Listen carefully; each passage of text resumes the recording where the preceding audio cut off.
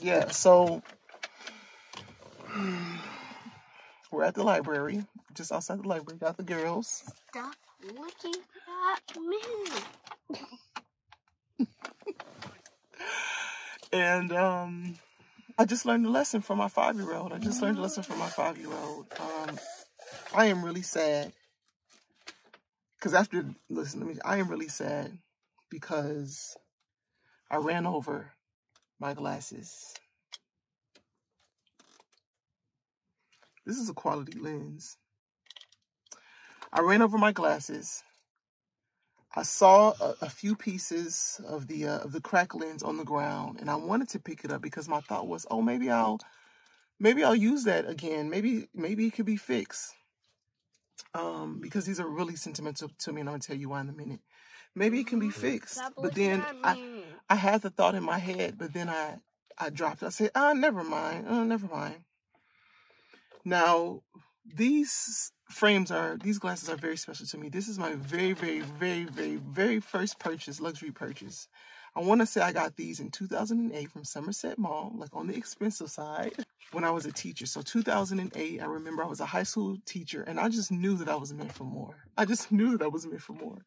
And I just felt I was stepping into my bigness and just coming into my own. I had gotten my apartment. I lived in an apartment in college, but this was my first, apartment with my working education teaching career. And I just wanted, I wanted to step into my bigness. And one of the ways that I wanted to do that, like my first luxury purchase, was these frames. Now, these are Barton Perere quality glasses. Listen, when I saw these, and I can't even remember how much money I was making. I feel like it was like half of my check when I was a high school teacher. But at the same time, I say that because I was like, I got to make more money. I knew from a young age, I got to make more money so that I can take care of myself and all these good things. Hold on. I'm taking you somewhere. Stay with me.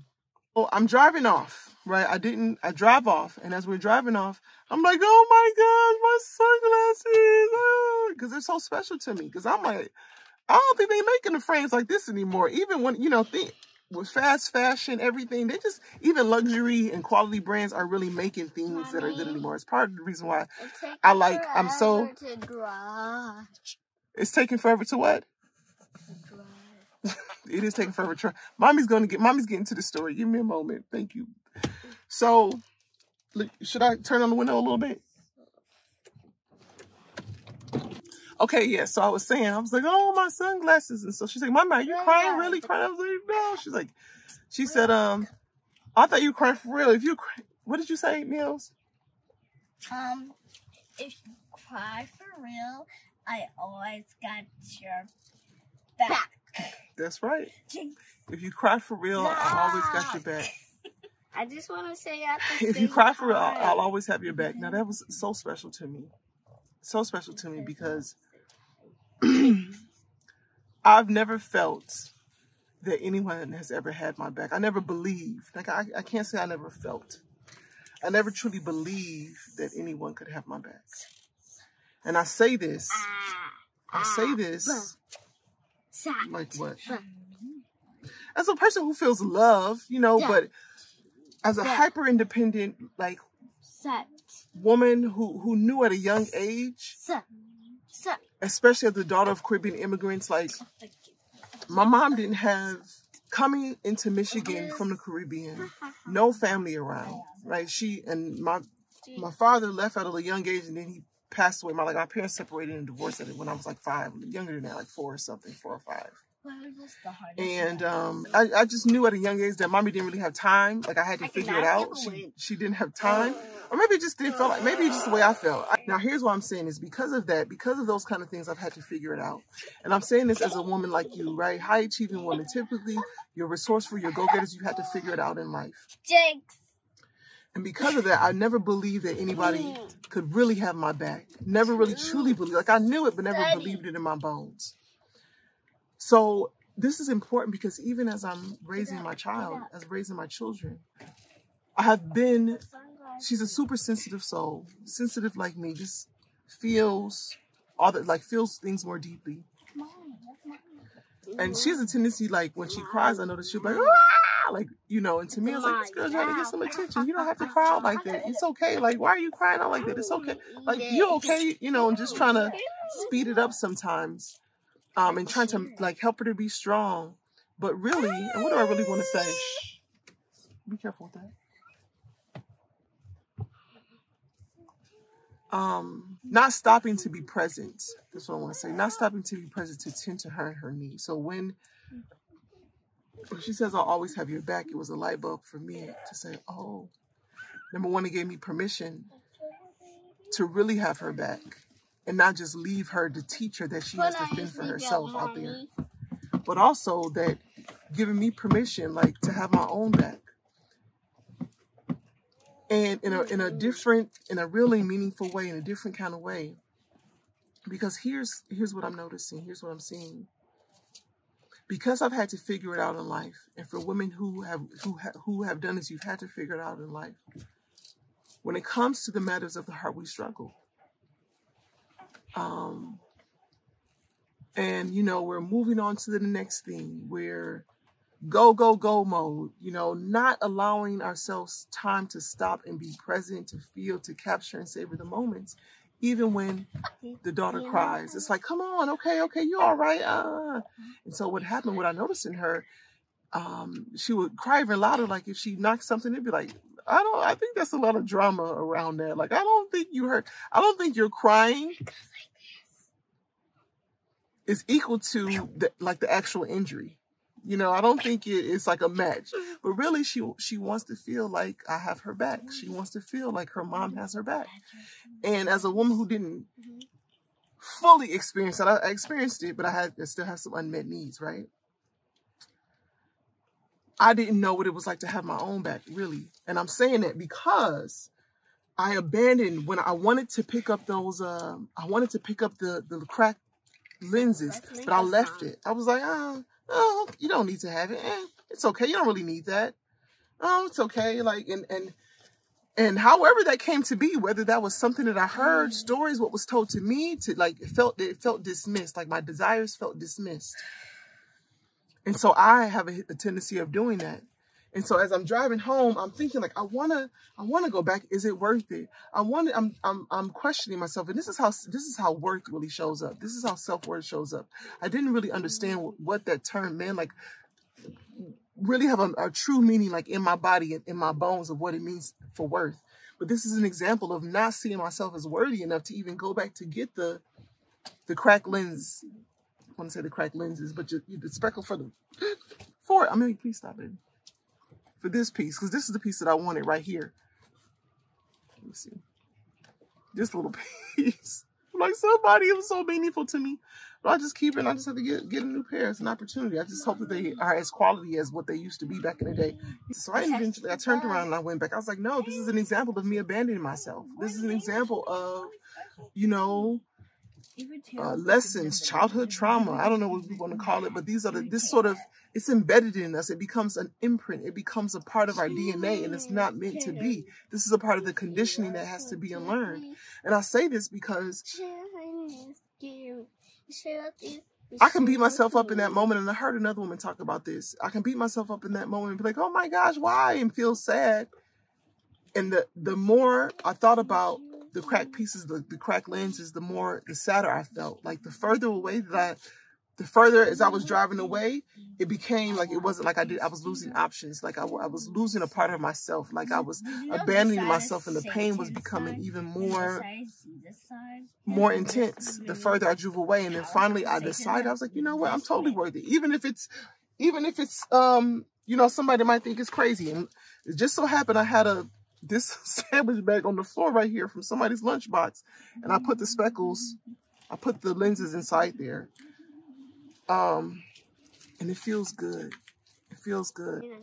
I'm bringing this up ultimately because this was it was a mistake that I made just a while ago. It was a slip up, you know. Somebody could be like, oh my gosh, how could you be so foolish?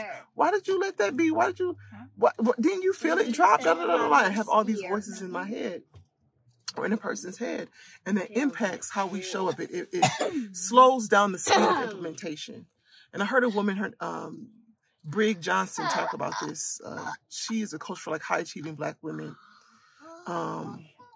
She talked about this concept and how high achieving Black women compared to other races are like having slower implementation, right? So she's in this big time mastermind, and she's looking at all the non-Black people, and they're, you know, feeling like failures, having mistakes, crying. She says crying, gnashing, gnawing their teeth. Next day or two, they back at it. We, on the other hand, have a tendency to elongate that implementation, that speed of implementation. It's because of the way that these things have been handled, the way our tender moments have been handled, or the lack of tenderness that has been handled in moments of mistakes and moments that really should be met with care, and where we really should feel like we should have our back. I'm saying this because this is why feminine influence was created. It was created to fill in those gaps. It was created to teach high-achieving women, right? High-achieving Christian women. What does it mean and what does it look like to have our back? Like, this is another example. She's giving me, like, I'll always have your back. I just felt that in a different, it just unlocked something in me, like an aha, like, oh my gosh, yes, absolutely. Absolutely. And I was already on my way working with her too, because, you know, your children going to be a mirror. So that's what I want to share with you. When I touch it, that I have to say that's what he wanted to be. Giving ourselves permission. Wait, what? That's what he wanted to be. This becomes an authority issue. Like authority over ourselves. Giving myself permission to say, yes, I'm worth it. I can go back no matter what was crazy to somebody else or what may seem foolish. This is special to me. And this is how I get to have my own back. This is how I am kind to myself. Right? We talk about self-love. What does that really mean? Self-love and kindness and worth ain't in no, I don't know, getting your hair done and nails done. That's not, it's in these moments. Excuse me. Give me one moment, please, baby. Just one moment.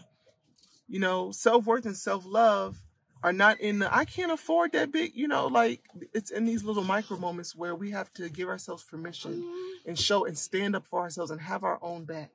And it doesn't have to be loud. It doesn't have to be wild. It's in these micro moments, right? And that ultimately helps to boost my allure. It helps me to feel resilient. It helps me to feel worthy. Worthy and worth it. Hold on for a minute. Okay, so she just did it again. She was like, Mom, I want to tell you something. For my birthday, I'm going to wish that your glasses get fixed. So cute. Love you, sweetheart. I wanted to say this.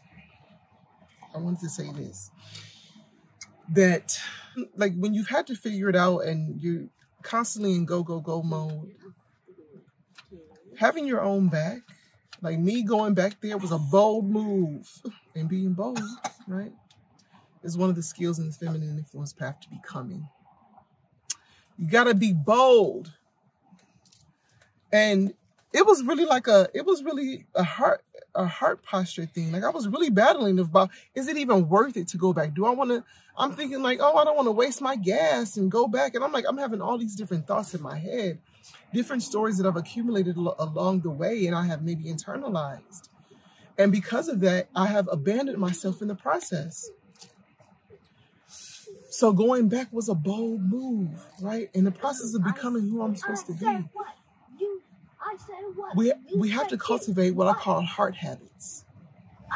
These are just practices and mental shifts that teach us how to express, have self-awareness, and cultivate more compassion so that we can embrace the vulnerability and embrace our moments and operate from a place of courage. This is important, especially in love and life. But I see how this plays in my mirrors. I see how this plays in as a mom and just as a woman overall. As I think about, you know, what being bold means, sometimes we can have this idea like, I'm bold and empowered. Like, what's that woman name who's like this? Rosie the Riveter, I think, you know, it's like, oh, I'm bold and I'm strong. And that's important. Ooh, that light is hitting. That is, ooh. This is so cinematic right now. My lips are so dry. Listen, okay, so Sunlight, yes, give it to me, shine on me. Help me to sparkle. Help me to sparkle, Lord. Let's go. Yeah. There we go. It's keeping me warm. Being bold is not just about Rosie the River or I'm this strong woman. It's about It's about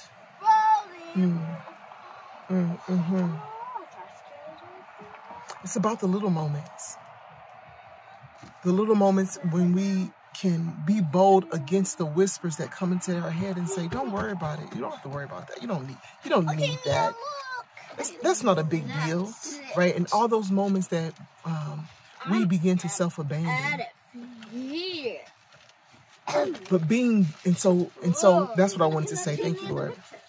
That, you know, in those moments we will have to be strong. Being bold is about cultivating, it's about like practicing the heart habits, right? And in the feminine influence path to becoming framework. And really when we work together, that's what I hope you to do, is to cultivate your own heart habits so that you can be bold.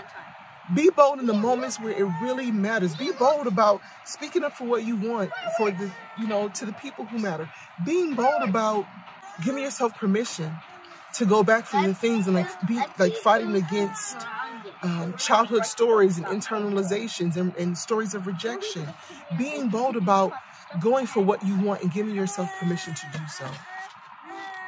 That's what this path is about, and that's what feminine influence path to becoming framework helps you to do.